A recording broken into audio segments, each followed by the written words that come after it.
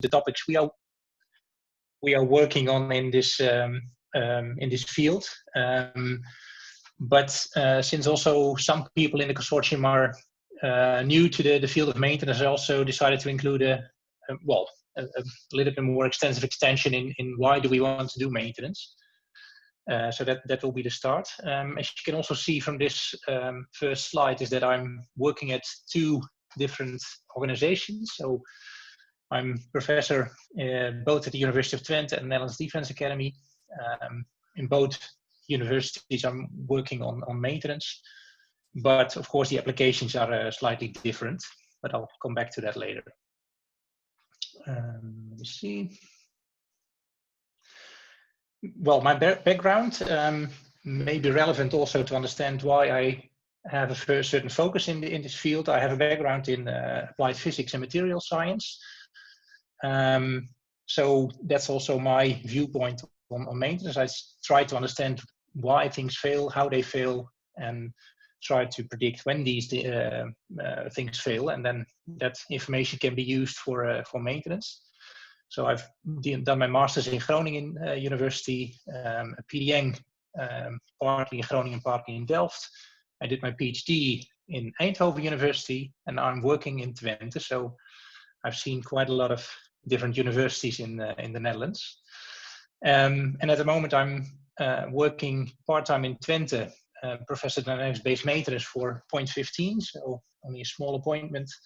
And most of the time I'm spending in Den Helder at the Netherlands Defense Academy, where I'm a professor in lifecycle management. And there we are at the moment closely collaborating with the Royal Netherlands Navy on the smart maintenance roadmap that they have. So they are quite heavily investing on improving the maintenance process in the Navy, but also, of course, related to the other parts of the defense organization, so the Air Force and the Army. And before I joined the Defense Academy, I've been working almost 10 years at the National Aerospace Laboratory, or called now the Netherlands Aerospace Center, NLR, but also more or less on the same topic. So I'm already in this field for almost 20 years. This is the outline of what I want to show you today. So I'll start with some basic maintenance concepts and the motivation for maintenance. After that, I'll go to the question, why do we want to have smart maintenance? Because that's, of course, what we are all working on right now. Then I'll go into some of the challenges in the field, which we also hope to address in the PrimaVera project.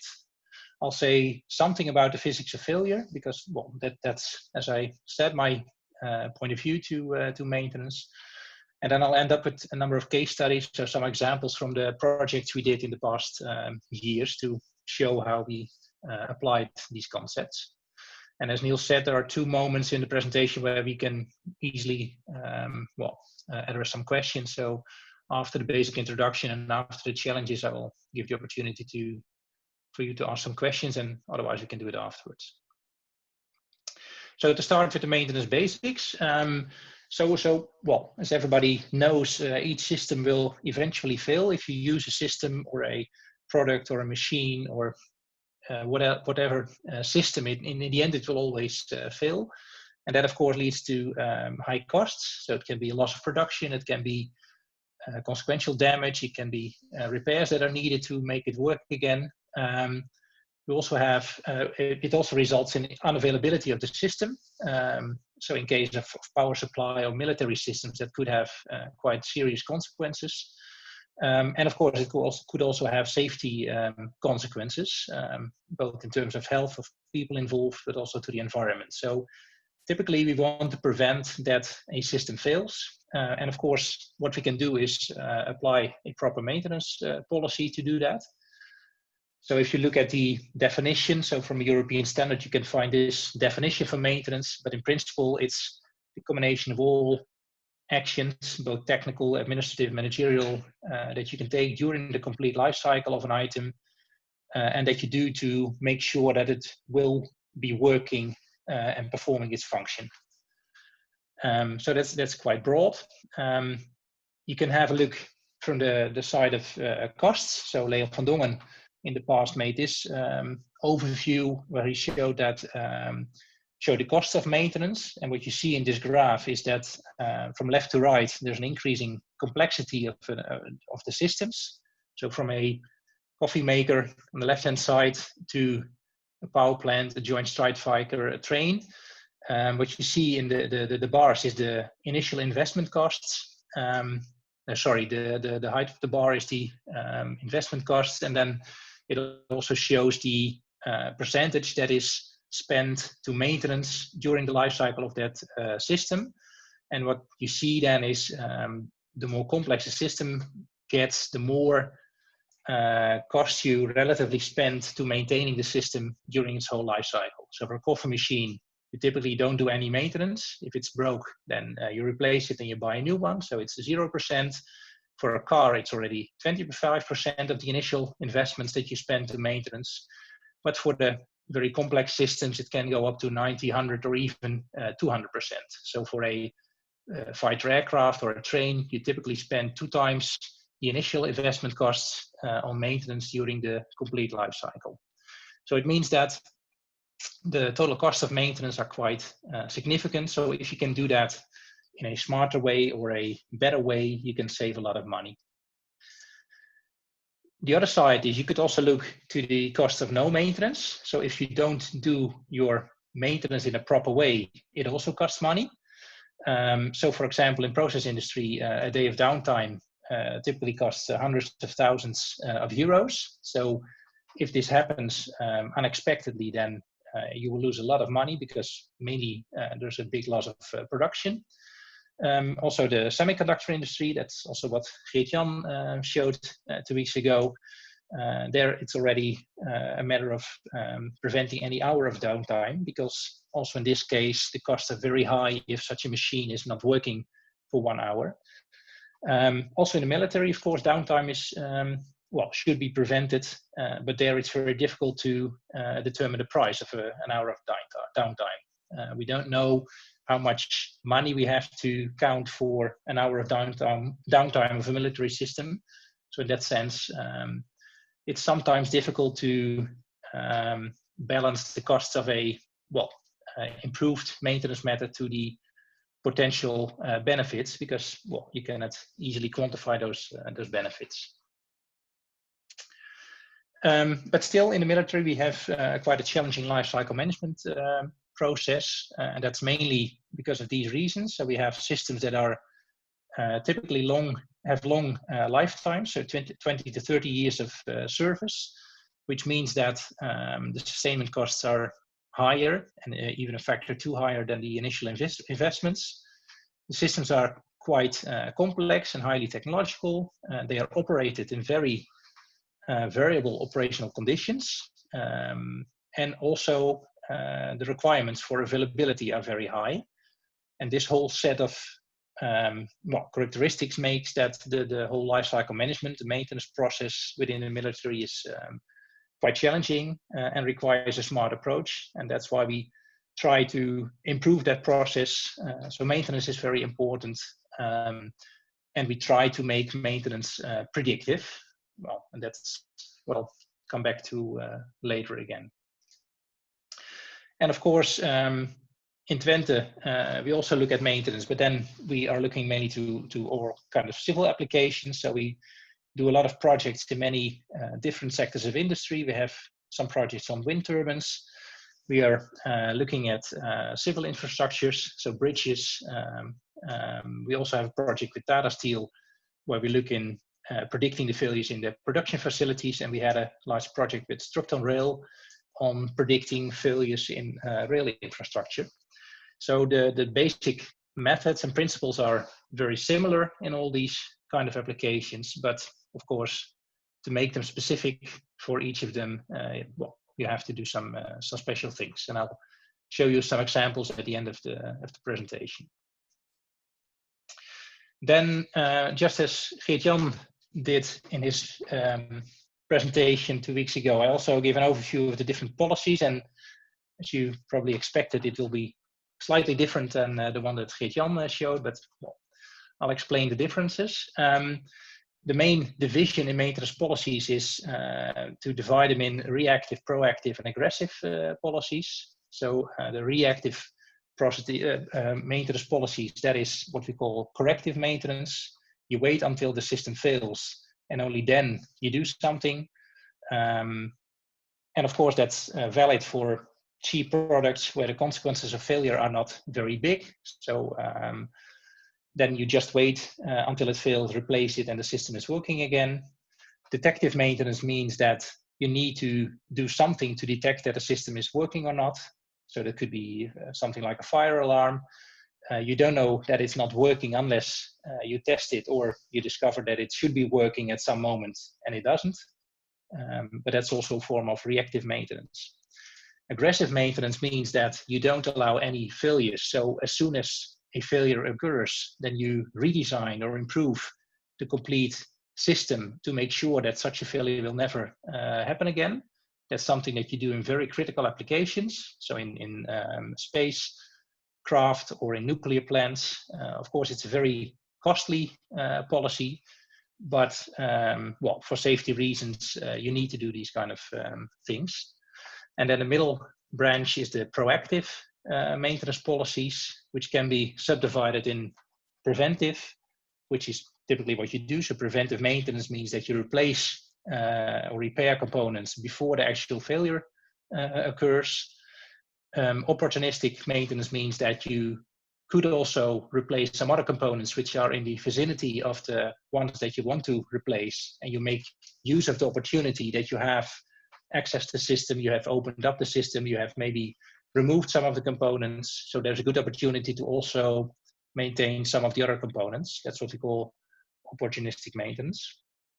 And then in preventive, we again have a lot of different options. The first division is between scheduled and condition-based.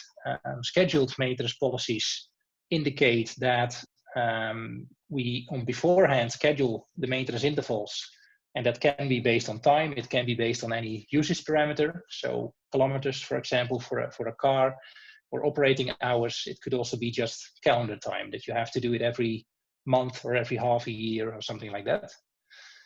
Condition-based means that it's not fixed or scheduled on beforehand, but you make the maintenance dependable on the actual condition of the system. So it's also more focused on the individual system instead of on a complete fleet of systems.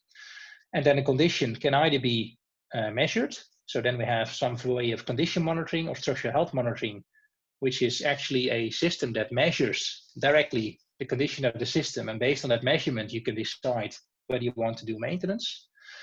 And the other branch is then that you are not able to measure the condition, but you can calculate it by either using a physical model or data analytics.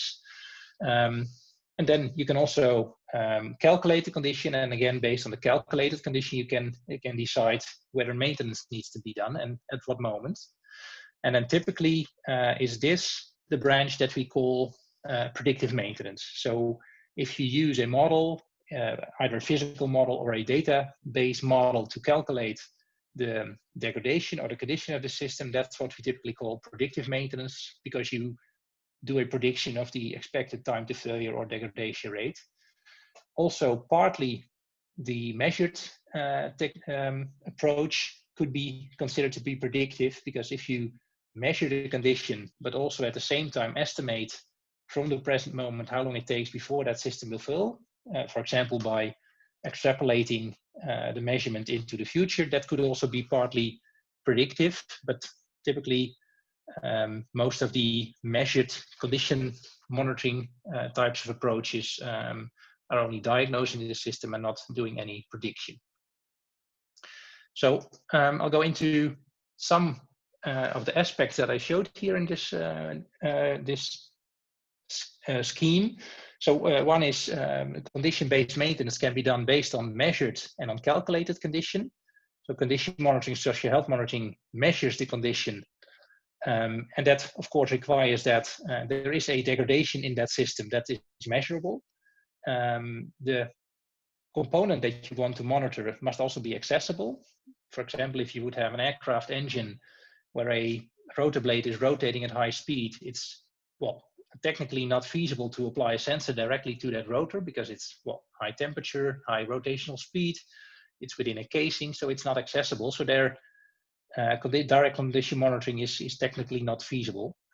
And you also need an accurate sensor to be able to do that. The alternative is what we then call predictive maintenance. There you calculate the condition of the system at any moment, and based on that you determine the optimal moment of maintenance. And then of course you need an accurate model, and if the conditions of the system in which it's operating are varying over time, then you also need some way of monitoring the usage of the system or the loads, because otherwise you don't know what the inputs for the prediction model are, so you anyhow need to measure something. But this is the main division between the two condition-based approaches. Then there's also a difference between dynamic maintenance and static maintenance. So static maintenance is what we call the policies that use a scheduled maintenance approach. So then actually during the design of the system, the manufacturer already decides what the maintenance interval will be. So during the design, you already set the maintenance intervals. At that moment, you don't know how future operators will use the system. So you have to do some assumptions. And what you typically see is that you get quite conservative maintenance intervals. So the maintenance intervals determined in this way are very often on the safe side, so are often too short for the specific system. The alternative is the alternative is dynamic maintenance. So there you have the condition-based approach, and then the length of the interval is not set during the design, but only during the operational phase. And then you can also tailor it to the individual system. So you base the maintenance, the moment that you do the maintenance is based on the actual condition of that specific system. And it can be, again, based on measured condition. It can also be based on a calculation where you, for example, measure the usage or the loads of on the system. But to be able to do that, to be able to calculate or predict the condition, you need to understand the failure mechanisms.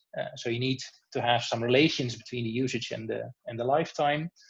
But there are clear advantages, because you can do, well, quite close to just-in-time maintenance. You can maintain each individual system at the moment that that system actually needs the maintenance.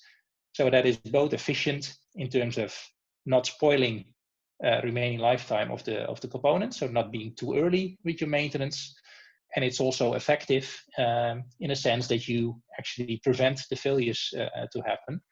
So in that sense, this is, well, a quite ideal approach that we try to achieve with the methods that we develop. And the final thing is the difference between diagnosis and prognosis. So if you do condition monitoring, you typically assess the actual present condition of the system. So you only diagnose the system, but we also need information that can be used to determine when the maintenance should be done in the future. So there are two options. You can either decide to wait for an indication of the failure or the degradation. So you're, for example, measuring the vibration level of a system. And you can say, well, as soon as the vibration level reaches a certain threshold value, then I have to do some maintenance. So you just wait until that threshold is surpassed, and then you have to do something, well, quite rapidly. The other option is that you say, no, I determine my condition at any moment, but I also try to estimate what the remaining lifetime is, because then I have a, well, earlier moment in time where I know when I have to do the maintenance. That prediction is typically more accurate if you're closer to the end of the life. So in the beginning of a lifetime, prediction is typically quite uncertain, but the closer you come to the actual end of life, the more accurate the prediction becomes. And it is, of course, always based on some assumed usage, because you don't know exactly what the usage profile for the future will be, so you have to do some assumption there. But the result of this prediction is that you can much better plan your maintenance, because you don't have to act as soon as the alarm is ringing, but you know how much time you have to make sure that you can arrange your spare parts, your people. So it's, in that sense, a better way to plan your maintenance. So to summarize, if you want to do just-in-time maintenance, you typically have two options. One is health and condition monitoring. So then we determine the actual condition with measurements and predictions are based on trends or extrapolation. So you could say, well, I do a vibration measurement every month. I plot the vibration levels in these months, and then I just extrapolate the trend into the future. And then I know more or less when the threshold will be reached. The drawback is that the reaction time is often quite short, because as soon as you reach your threshold, you have to do something at that moment. And that is what we call the PF interval. I'll come back to that in the next slide. And the other drawback is that an extrapolation is quite inaccurate if the usage of your system is variable. So if it's constant in time, then of course it's a straight line, and then extrapolation is quite accurate. But if this is well, varying a lot, then the extrapolation is very inaccurate and you get a bad prediction. The big advantage of this approach is that at any moment you know what the present condition is, because that is what is directly measured. The alternative, as I said, is the predictive maintenance or prognostics approach, where you calculate the remaining lifetime based on a model or based on data or statistics. You have to measure or assume a user profile then. And then this has the drawback that you only can check whether your model is working properly at the end if the actual failure occurs. And all the time before that actual failure, you don't know whether the prediction that your model provides you with is correct. You can only check at the end if it was right or not. So that's a big drawback. The advantage is that, of course, if you have a varying users profile, the model can take that into account, so you can easily incorporate that in your predictions. And also, if you have a good model, that enables you to predict quite far into the future. So that makes the planning of the maintenance much more accurate. And if you then see to the pluses and minuses of the both approaches, it appears that the pluses of the one technique coincide with the minuses of the other one, and the other way around. So in the end, the combination of measuring the actual condition and having a good model to predict the remaining lifetime would be the ultimate goal, because that would be the best option. If you would only have the present condition or only have a prediction, you have certain drawbacks. So in the end, a combination of the two would be nice. And finally, this is the PF interval that I mentioned. So what you typically try to do is, if this shows the condition of the system, of any system, which is degrading over time, then at this moment where the condition is 0, we have the actual failure point. So here the system actually fails. And the challenge of any condition monitoring or predictive maintenance method is that you find a moment P in time here at which you can determine that this failure will happen. And of course, the earlier you can have this moment, the longer the so-called PF interval is, the earlier you know that a failure is going to happen, and the more time you have to organize your maintenance. So the challenge that we have is to find methods that can have a PF interval that is as large as possible. And if you take, for example, a bearing, then this figure shows some different methods that can be used for bearings. And then you can see that they are at different locations on this PF curve. So if this is a failure, then at some time just before failure, you see smoke coming from a bearing. But of course, you don't have that much time to respond then. You can maybe just switch the machine off, but well, the bearing is already heavily damaged. The heat can be detected a couple of days before. Noise can be detected a couple of weeks before. The same for thermography. Vibrations is weeks up till months, and oil analysis could give you an indication of a degrading bearing already months before. So you can see that different techniques have different PF intervals, and that is actually the whole challenge in this field, to find methods that have a very large PF interval and thus enable you to properly plan the maintenance.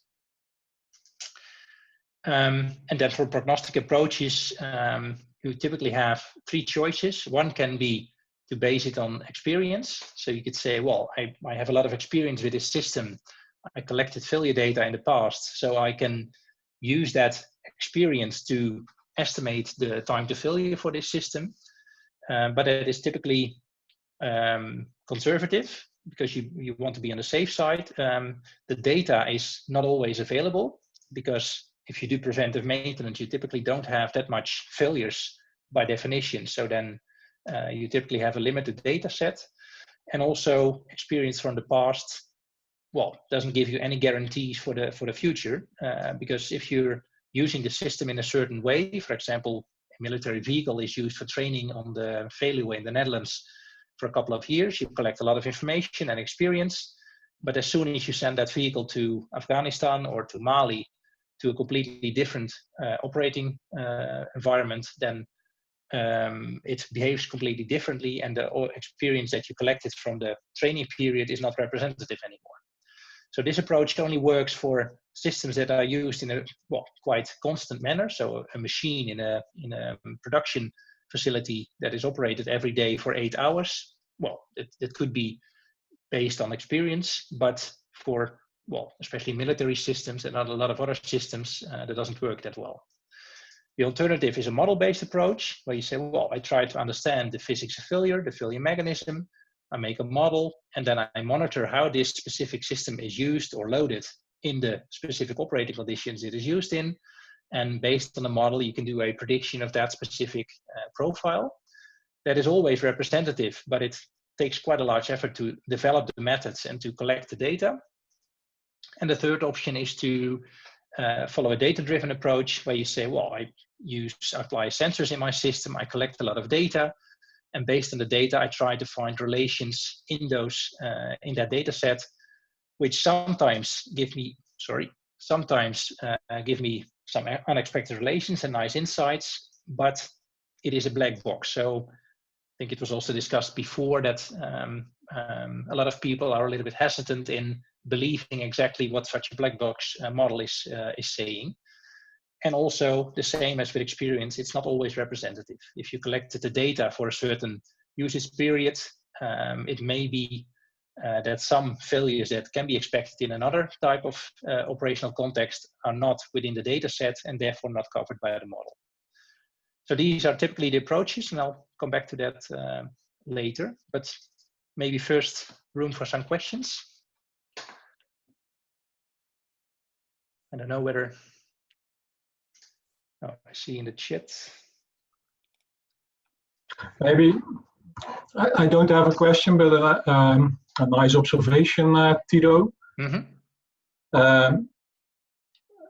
I think that you very well show that from your perspective, certain terminology is used in a slightly different way, which is due to our difference in backgrounds, I think. And it's maybe also good for the participants to see that people from different backgrounds use different words. Mm-hmm. And that is something that we should always take in mind. Mm-hmm. I now learned how you interpret the words static and versus dynamic. Mm-hmm. Because you explained that static is when you determine maintenance intervals during the design of a new system. Mm-hmm. And dynamic is when you do it in the operational phase. Yeah. I think that within operations research, we also distinguish static versus dynamic, but then in both cases we talk about what we decide in the operational phase. Mm-hmm. But then static would more refer to constant maintenance intervals, always 3 months or 6 months.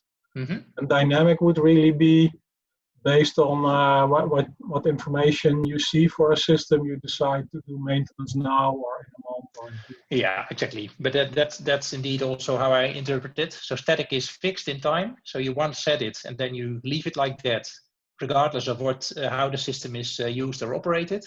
And dynamic means that you adapt the maintenance intervals to the specific needs of a system or the specific operational context.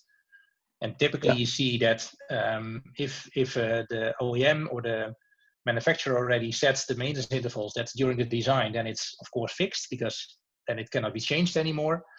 But indeed, formally static means fixed intervals and dynamic means that they can be adapted depending on the needs. Yep, okay. Thank you. I raised this question in the chat. Yeah. Basically, it's about this PF interval. Yeah. Can you go to this slide? Because basically, I presume, yeah, this one. No, the other one. yeah. For the bearings? For if you have the oil analysis, for example, that's an early P moment. Yeah. But it has associated to it, I guess, a very uncertain F moment. Yeah. I mean, there's a trade-off between doing early indications of potential failure, but then you don't know when it will actually fail. So there's probably some subtle trade-off here in what indicators you're going to use to estimate the exact moment of failure, I guess. Yeah, that's true indeed. And I also said it before, the closer you come to the end of the lifetime, the more certain you can be about the actual moment. Of course, if you're far before the failure, you don't need a very accurate to the hour or to the minute prediction. If you know at least on which day or in which week it happens, if it's a year before, then that's okay. But you're fully right. The longer you are before the actual failure, the larger the uncertainty is. And that's indeed a matter, that's a challenge.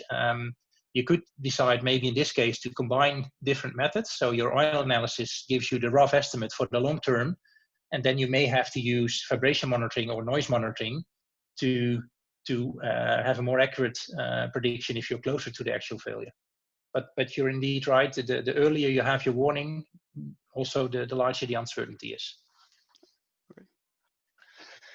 And Sahara also refers to this. So how do we determine the optimal PF interval? Isn't the large PF interval which will result in loss of useful time of equipment? Well, the PF interval doesn't mean that you already replace at that moment. The P refers to the moment that you know that a failure will occur, but implicitly you also assume that you know how long it will take before that failure will occur.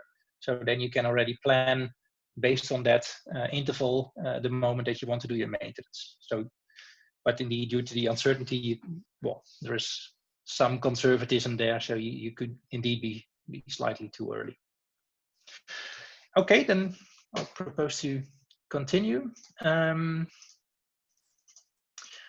So then the question, why do we want to do smart maintenance? So, very briefly, what we see is that maintenance was and still is quite a conservative field. So people are using certain policies and ways of working for many years, and they say, it's working fine, so why change it? And it's also largely based on experience. What we see in the last 5 to 10 years is a number of changes. On the one hand, a lot of companies have seen the importance of maintenance and being good in that. So a lot of impact on the production processes and the system availability makes that they have to take this into account. They also see it as not only costs, but also a way to make money. So if you build a system, you could also maybe sell a contract for maintaining that system, which could give you additional income if you can have a good contract. So for example, performance-based contracts. But of course, you then need to understand how the system behaves and when it is failing to make a good contract out of that. And the other thing is that total cost of ownership and lifecycle costs are more and more seen. So companies, organizations start to realize that if they save some money in the initial investment, for example, by not buying a condition monitoring system, they could lose a lot of money during the rest of the life cycle if they don't have that system. And more organizations discover that they have to consider the total cost of ownership and the life cycle costs. And it could mean that you have to spend a little bit more money in the beginning, but then save a lot of money during the operational phase. So that also helps in making maintenance more important and giving attention to maintenance. On the other side, we see a technology push. So we also have a lot of sensors nowadays. The IoT things are coming up. Data is very important. The collection of data is easier. The storage of data is easier. So all these technologies also enable a lot of different approaches which were not available, say, 10 or 20 years ago. So the overall outcome is that the awareness for maintenance, or that maintenance can and must be done smarter, is now coming up. So the main challenge is then most companies now focus on preventive maintenance, and then of course you have to decide on the length of the service intervals. And there, well, the big challenge, and that should already be clear from the previous slides, but you always have to find the balance between not being too early and not being too late. And being too early means that you're replacing parts that are not yet damaged or still have a lot of remaining lifetime. And if you're too late, of course, the system fail, and then you have a problem with your reliability and the uptime. And of course, the optimal solution is to do on-condition or just-in-time maintenance. You want to determine exactly the right moment, wait until that moment, and then you're not too early, but certainly not too late. And if you manage to reach that point, then you're both efficient and effective. And then the whole discussion on smart maintenance. So what is then smart maintenance? We typically consider predictive maintenance as the main driver of smart maintenance. So what we then do is we try to make all failures predictable with either big data, data analytics, sensoring, AI, but also with failure modeling. But there are a lot of other things that can be considered to be part of smart maintenance. For example, using 3D printing, additive manufacturing for spare parts or repair. You could also use augmented or virtual reality for training and support of technicians. Well, there are a lot of things that could be considered as part of smart maintenance. Some of these things we also include in our research, but well, the main focus is on the predictive maintenance, where we try to predict the failures. Then the next point I want to show you is some of the challenges that I see in this field, and that's mainly based on the projects that we did the last couple of years.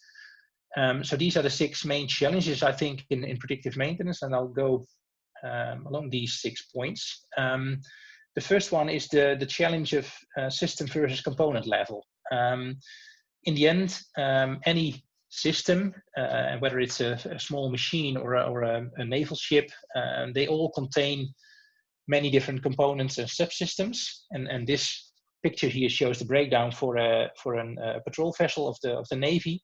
So this is the ship level. And then we have different branches of installations that are on board the ship. So it can be propulsion, it can be the weapon systems, it can be the command and control systems. And then each of those branches contains a lot of subsystems. For example, here on this level, we see the set of diesel engines.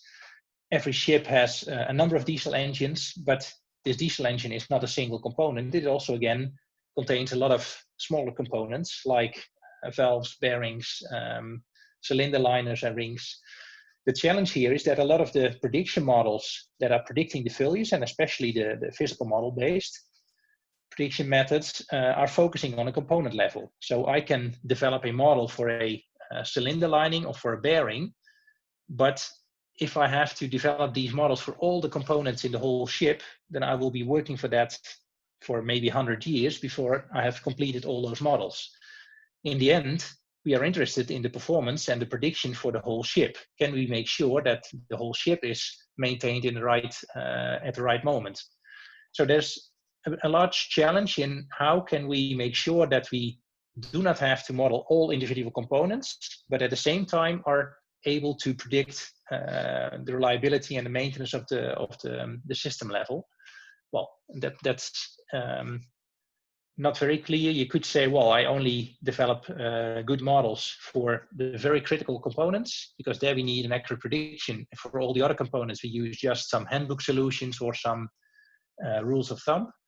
But, well, we haven't found the real solution for this problem, but it is something that we encounter quite often in our projects.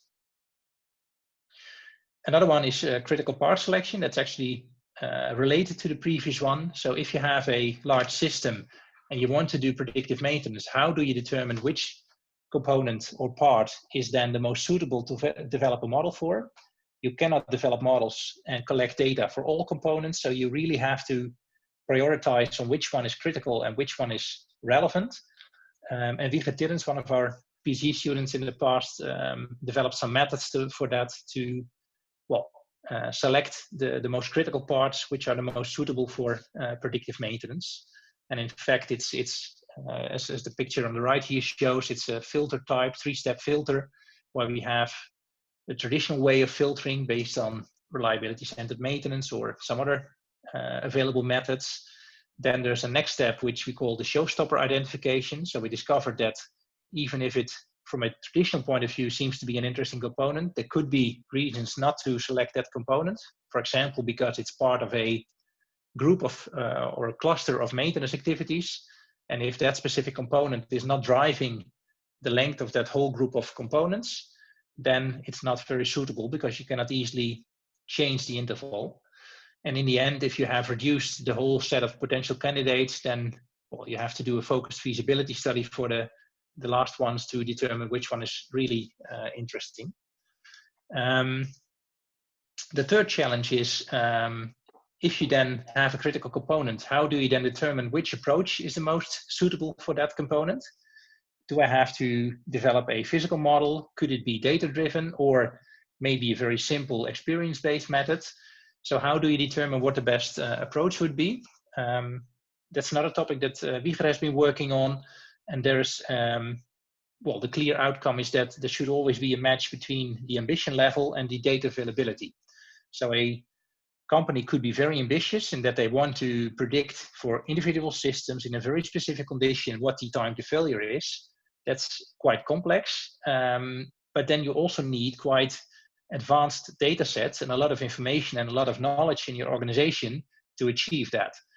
And Wieger found that there's a relation between these two, which is shown in this picture.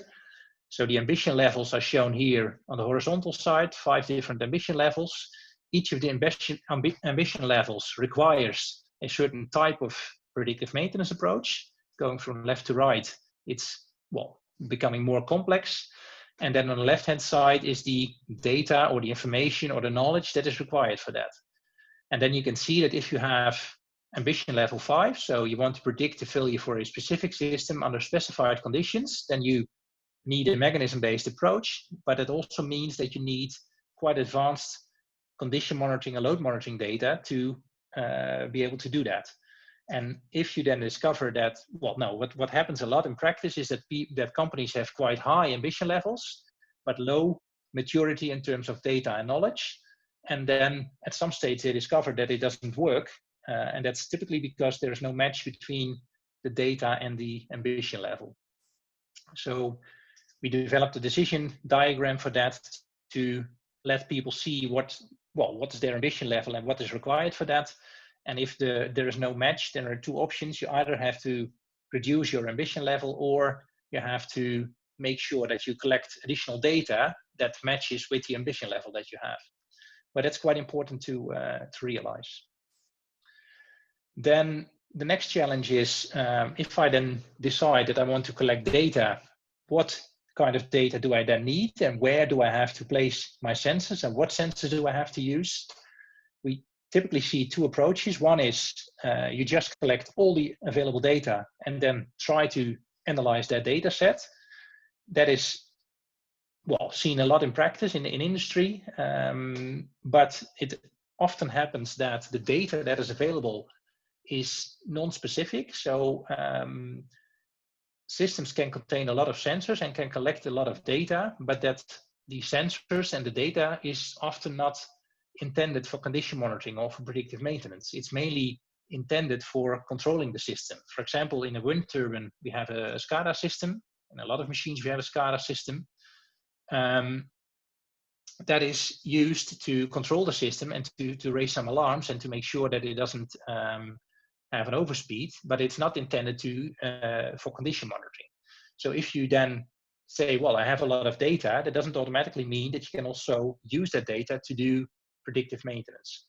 So if you follow this top-down approach, where you say, well, collect all the data and start analyzing, then you often discover that you have the wrong parameters, and you typically have a very large amount of data, which makes it difficult to analyze.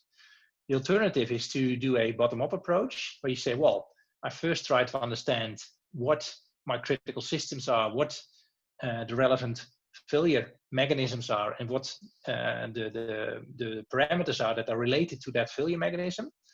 And then you very focused way, in a very focused way, determine which sensors are and which parameters are relevant. You collect those, and then you can easily use that parameter to do a prediction or to do a diagnosis. But the drawback of that is that these sensors are typically not yet available. So you decide to start monitoring from that day, and then it takes a certain period of time before you collect a sufficiently large data set that enables an analysis. And typically, if you only have 1 or 2 of those systems, it could take you a couple of years before you have a large data set. So that's very focused, but it also could take a long time before you can do the analysis. So probably in the end, it's a combination of both. Collect the data that you have, start analyzing that, and then try to identify what data is missing, and then start adding those sensors step by step during the way. Then data analysis is another challenge. Well, what we see is that there's a lot of issues with the storage of the data. So not all companies have a very structured storage, but data is scattered over all kinds of different systems and in different formats, which makes it very difficult to combine and analyze the data. Also, making data usable, that's related to that. So the accessibility, the completeness, the validity, the formats. Our experience is that majority of the time is spent to making data usable, and then once you have a nice data set, then the analysis is quite easy and quite fast. But 80 to 90% of the time is spent on pre-processing the data. Another thing is that I think you always need, also for data-driven methods, a certain amount of domain knowledge to be able to interpret the results of the analysis.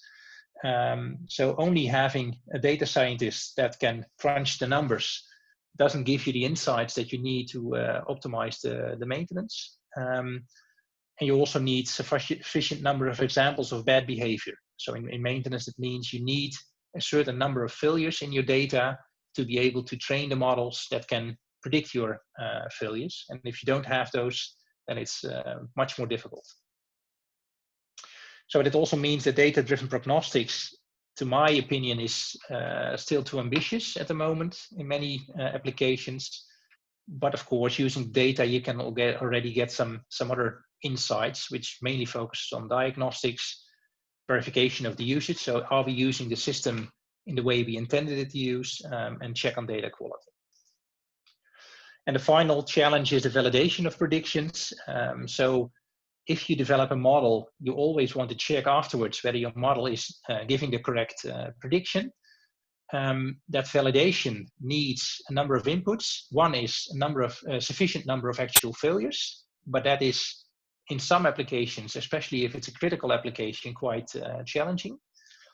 You also need a proper registration of the failures. So many companies do register failures, but do not register all the details of the failures. So we typically, looking at the data, don't know what the failure mode was, what the age or the time or the number of kilometers or the operating hours are, which makes it very difficult to do the analysis. And also a proper registration of the usage history is required. So if you predict the time to failure for a specific usage profile, and if you want to validate that, then you also need to have a proper registration of that component and how it has been used in the months or years before the failure. And that's also something that not many companies have in place. So that's my second part. So if there are any questions, I have to look at the chat. I think it's quite full of questions.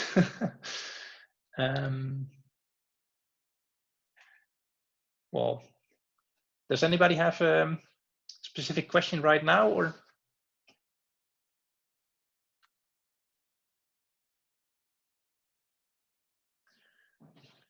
What is the, yeah? I think for the very nice overview so far. So in the beginning, you made a distinction between what you called collision-based maintenance and predictive maintenance. Mm-hmm. And I understand from your presentation that you say that smart maintenance is kind of combination between the two. Is that correct?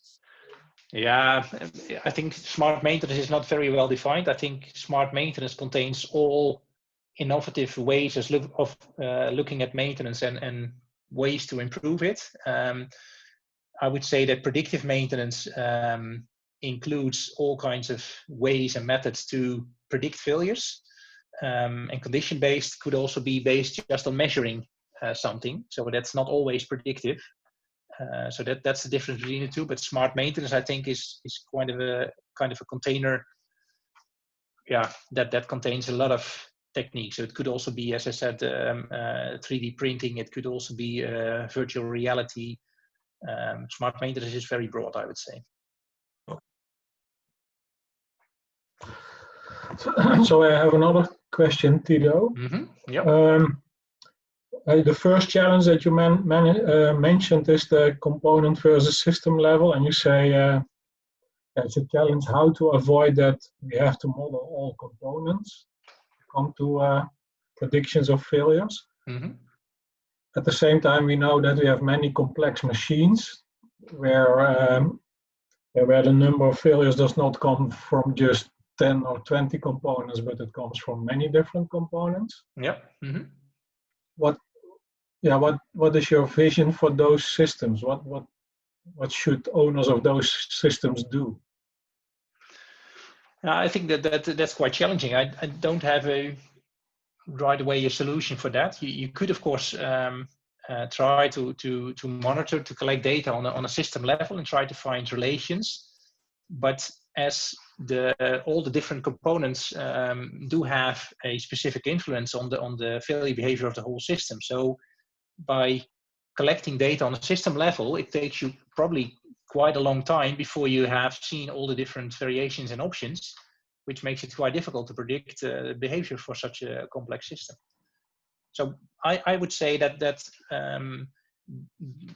most well, not easy, but the most feasible way is to really look at your system, try to determine which are the critical subsystems or components, and try to start working on those. And if you can predict for those critical components how they behave, then you can cover majority of the system level failures, and you can still be surprised by some, well, less frequent failures by non-critical components. But I think if you have if you've covered the critical ones and the most frequent ones, then, well, Pareto-wise, you have the best benefit of your efforts, I would say. Yes, that's true, but I think that's different. Yeah, okay. I know systems where 80% of the failures is caused by 20% of the components, and 20% of the components is less than 10 or 20 components. Then this works. Yeah. But for an ASML system, it may not work. Okay. It's more random. I think, but yeah, people from ASML can tell more about it. But I think this is one of the challenges in the field. I mean, having a lot of components, it's very difficult to model these kind of systems. Yeah, and I see the same challenge, but I don't see a solution, or not a simple one. No, exactly. Okay, time-wise, I think we should.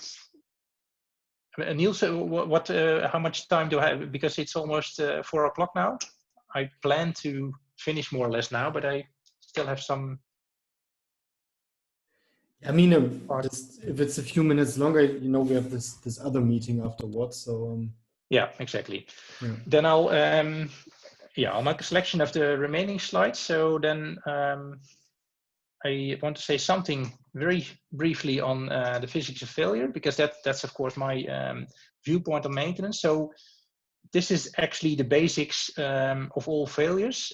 So what I tell also all my students is that you should know that there's every system and every component and every material has a certain capacity. So that is the amount of load that it can carry. And that is determined by the designer by the selection of the material type and the dimensions of the system. And every system is loaded, and that is determined by the operator. So the way you operate a system determines how heavily it is loaded. And if the operator makes sure that the load is lower than the capacity, then it will work fine. And as soon as the load is exceeding the capacity of the system, then it will fail. And this is a very simple balance between these two concepts. And every failure can be explained by a load that is exceeding the capacity. And there's always two options to solve that problem. One is you have to increase the capacity, which means that you have to modify or redesign the system. So select a better material or make it larger or heavier. And the other option is to reduce the loads. And that's up to the operator. Then you have to modify the way you operate the system to make sure that your loads are staying below the capacity level. And this is actually the whole thing that you can apply to any failure. And this is what we try to understand by understanding the failure mechanisms, because these are based on that same principle. And if you look at the failure mechanisms, which are, well, as shown here, fatigue, wear, corrosion, those are the physical processes that on a material level lead to the failure of any system. And they are always only occurring if the loads are higher than the capacity. So that's what we try to do in our research. Well, I've written a book on this topic, so I explain all the mechanisms and also show some simple equations that can be used to calculate the time to failure. But how can you use that in maintenance? That is mainly by, well, this is the main application.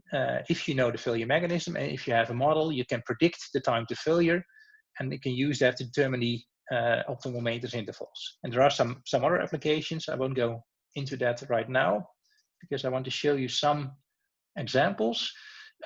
This is our approach in relating the usage of a system to the lifetime. So what we have here is a system, and that system is used in a certain way by the operator, and that leads to a certain lifetime and a certain remaining lifetime. And of course, we want to know this relation, but that is often a black box. So typically an operator doesn't know that if he changes the way he operates the system, how that affects the time to failure. A designer typically knows because that's the way how you design a system, but an operator typically doesn't know. So what we try to do in our predictive maintenance methods is opening that black box, try to identify what the failure model and the failure mechanism is. So is it fatigue or wear or corrosion that is leading to that failure? And then we have to translate the usage into the loads. So if you operate a system a number of hours per day at a certain speed, what does it mean for the load? So the stresses, the temperatures, the electric currents in the system. If you then have the model, you can calculate the damage accumulation.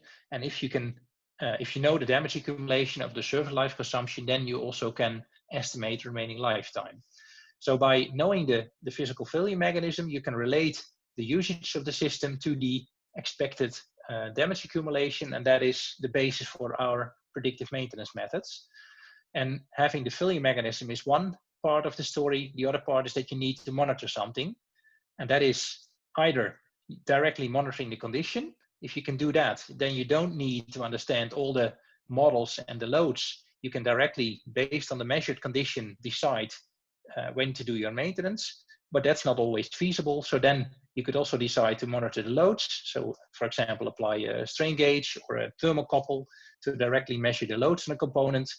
Or if that's not feasible, monitor the usage. So register the operating hours or the numbers of kilometers that is driven and relate these to the loads, and using the failure model also to the damage accumulation. And this is the generic approach that we apply in all our projects, because it doesn't matter whether this is a helicopter or a train or a bridge or any other system. It also doesn't matter whether the mechanism is fatigue or corrosion or whatever. This principle works. You only have to decide what can be measured for that specific application and how the loads are related to the usage, and how the loads can be put into the failure model to calculate the service life. So I have some case studies now to show how we did that in practice. So the most clear example is the example I always use. That's the NH90 helicopter. And many of you probably already have seen that example, but it's quite illustrative. We have this helicopter. It contains a HUM system, which stands for Health, and usage monitoring system. So it collects a lot of data on the usage and the health of the system. And the usage is typically flight hours, number of landings, flight conditions. The strange thing is that for a helicopter, even although it contains this advanced HUM system, the maintenance is still related to flight hours. So we had a project with Nick Hering, an Air Force officer, to look at prognostics for this system. So we determined which are the critical components in this helicopter, and then try to find out whether we could predict the failures of those components. And well, we determined that this landing gear shock absorber, which is the shock absorber shown here in the landing gear of the helicopter, and this is the cross section, so it contains an oil chamber, and there's a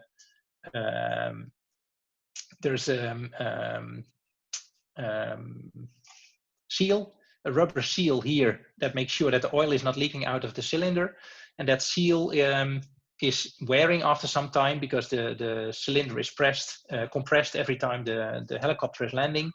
So that seal is wearing, and then after some time oil is leaking out, and then the shock absorber has to be replaced. What we tried to do first is see whether we could predict this failure as a function of flight hours.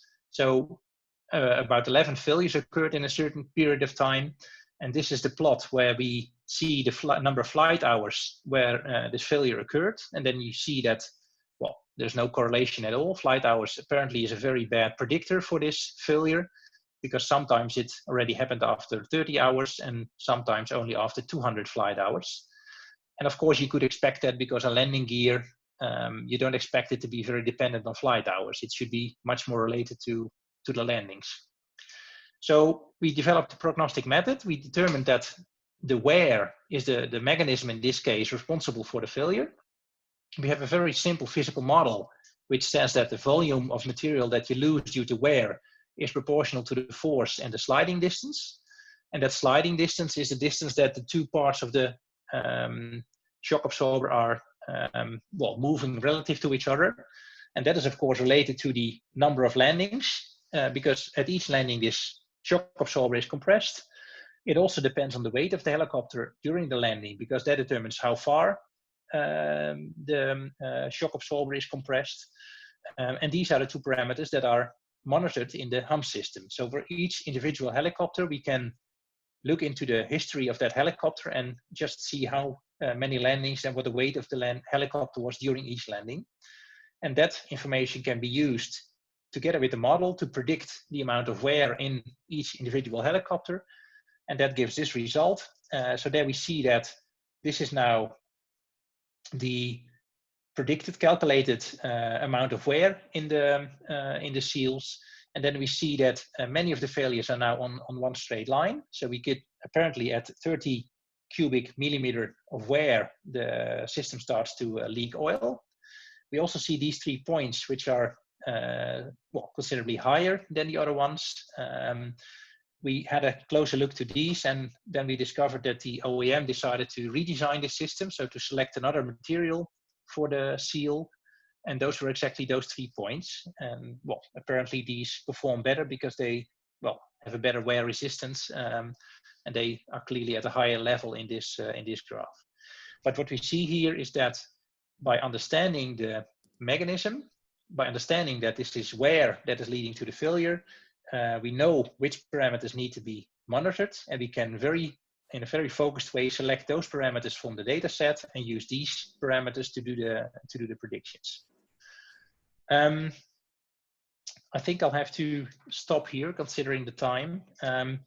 We have many more projects where we applied a similar approach, but I can show these later, or maybe we can share this presentation and you can have a look at it.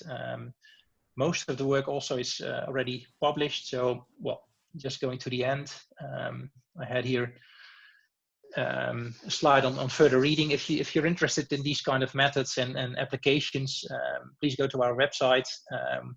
But there is an overview of the books and the papers that are published on these topics, and you can find it there. And of course, if you have any questions, you can contact me. My email address is on the first slide, so you can have a look at that. So if there are any questions, at this moment. There was one question in the chat. Yeah. From Stefan. Do you have it or should yes, I read? Below, yeah. Was a question from me. Well, earlier we saw that you have the system level and the component level. Yeah. Yes, the failure is on the component level. So how do you Yep. know, how do you select the right component to base your model upon? Considering the load, you mean? Yeah, I think the load is, of the course, load, and yes. Indeed, the failure is happening on a component level. So you also need the load on a component level to be able to predict that. And that is one of the challenges that makes the approach that I showed specific for each application, because you need to translate what is happening on the system level in terms of usage of the system. You have to decide how you can translate that usage to the specific loads on a component level. So for example, if you have a wind turbine that is rotating at a certain RPM, then you have to find a model that calculates how that RPM translates into a torque in the shaft. And that is then on a component level, the load that can be used to calculate the lifetime of that shaft. So that there is the challenge. You need to understand how the system works and how the loads are transferred. And if you understand that, then you can make the transition or the translation and do the calculation. So, but then you know what the critical component is. That is indeed, assuming that you know what a critical component is. So that's an important knowledge that you need to have. So if you don't know, first have to find out. And you did that in this example, I think, because you found out that this was the critical component, isn't it? Exactly. So there's some method in between to get to the critical component. Yeah, and that's the second challenge I showed. That's the critical part selection. How do you determine which one is important? That is indeed one of the steps you need to do, to my opinion, before you can develop the models. Yes, so that's from the whole system to the component. Mm-hmm. And my first question was the other way around, to go from the components to the system level. How to do that? Yeah, that's the other challenge. So that's the system component thing. And I think as soon as you have models for all the different components, it's not that difficult to go back to the system level. Okay. Because there are methods for that. So you can combine the reliabilities and times to failures for all individual components to, in the end, quantify the reliability of the whole system.